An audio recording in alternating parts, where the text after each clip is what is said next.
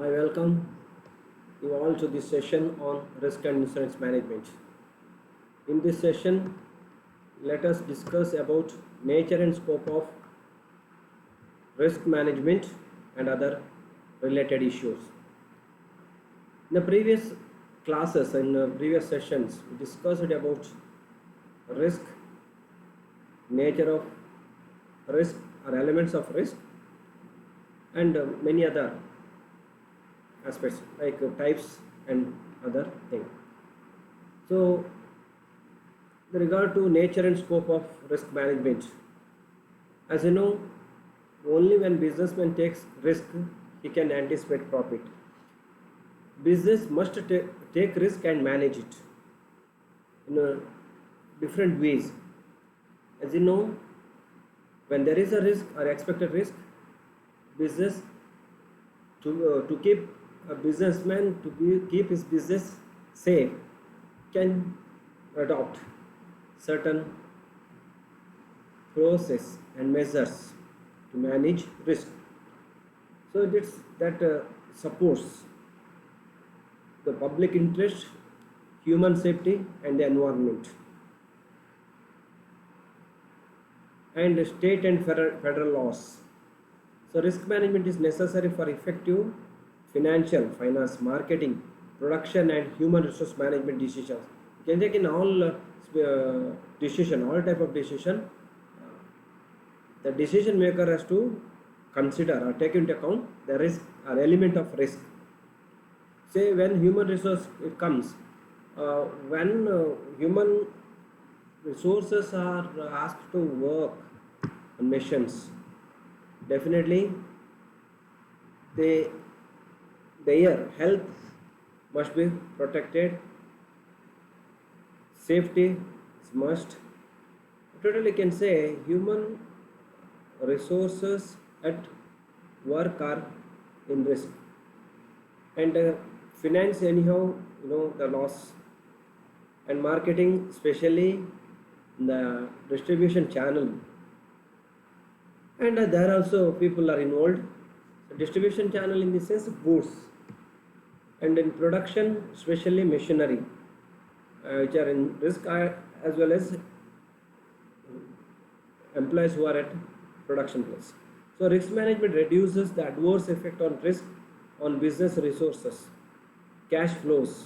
See, cash flow in the sense when a consignment,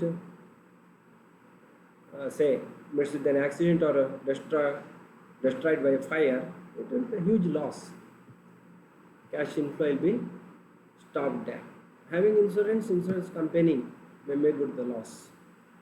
Claim can be taken, and of course profit. So these are certain area where the activities are exposed to risk and effect on production, or on effect on business performance. So risk identification is must. It repeats because the next step or next topic will be process or stages in the risk management process. There it comes. So risk identification, the various methods of risk must be identified, like preparing checklist for risk or various losses which may arise due to the risk, on-site inspection and risk assessments, financial statement analysis. See, through financial statement analysis based on previous data about this risk, the future can be say planned. Flowchart preparation and identification risk activities, then interaction with employees for their views about risk exposure of business based on their knowledge and experience, then statistical records of occurrence of losses related to various categories of risk. So these are various methods to identify the risk. So features of risk management, the nature and scope can take these features, or you can say the activities involved in risk management or in the process of managing risk. So main feature to create the right corporate policies and strategies as regards to corporate risk or business risk. To management of men and missions or process effectively, to evaluate the risk confronted by a business total, to effectively handle, spread, monitor and ensure the risk, to introduce various plans and techniques to minimize the risk, to give advices and suggestions for handling the risk, to create risk awareness among the people, to avoid cost, disruption and unhappiness related to risk, to decide which risks are worth taking, pursuing, and which should be shunned, to fix the sum assured under the policy and to decide on whether to insure or not, to select the appropriate technique or method to manage the risk. So these can take various features of activities in terms of risk management. The objectives of risk management: while protect the employees from accident that might result in death or injury or casualties. Know that business compensation, Employees Compensation Act is there, enacted in 1923, British period. Even today it is in practice, or it is in operation. For every injury, the employee must be properly compensated. That act or under provisions under the act tells about the amount of compensation to be paid for the extent of the injury. Due attention given to cost of handling the risk. Another objective, and to protect the employees from accident, and due attention given to cost of handling risk. Effective, you see, cost in the sense by having some, say, indemnity methods or contracts with a minimum amount of premium, huge loss can be mitigated or indemnified. Instead, that cost will become more heavier than this just premium amount. So cost, effective utilization resources, all available in the organization. Maintaining good relations with the society and the public. So risk in this sense is it may come in the event of hazardous. The industrial effluents sometimes may bring disastrous effect or impact on the society. With the proper risk management measures, this can be controlled and society can be, or people in the society can be saved. So methods of handling risk. Handling risk. One, prevention. We said that prevention is better than cure. Prevention, it is when you can expect. Prevention, say sometimes the risk which are caused by the reasons or causes within the control of the organization, corporates, a person. So prevention, like vaccination, that is to prevent a person from infecting COVID-19. Like a business can take some preventive measures. Say when employees are asked or employed to operate a risky machines and are placed in a hazardous employment. See, it is known definitely by taking a proper safety and welfare measures, employees' life can be protected, their health can be protected. So that is what prevention. Then avoidance of risk. Avoidance of risk means seeing that it won't come, or possibly certain risk can be avoided. Then reduction of risk. See here, it is inevitable to take risk and retain, but the severity can be reduced. So with certain measures, these sort of risks are usually from reasons or causes beyond one's control, maybe an act of the nature. And some, say, earthquake or something happens, risk will be there and it can be reduced with some sort of, or fire insurance, some sort of insurance, or maybe say constructing a building which is can sustain, withstand against the earthquake or any such tsunami or say cyclone or any such cases of flood down. Then shifting or transferring of risk. Of course, by this time you might have studied about different forms of insurance and the principles of insurance.